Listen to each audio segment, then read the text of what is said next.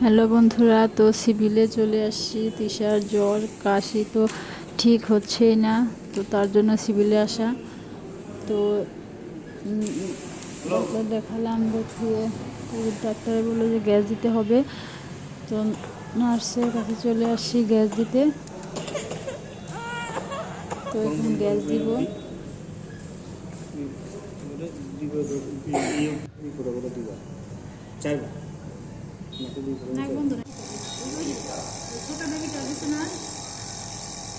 তো গ্যাসের মাস্কটা লাগাবে না বলছে তিশা, তো লাগাইনি, এমনি ধরেছিলাম নাকের সামনে। তো গ্যাসের ধোঁয়াটা নিতে লাগে।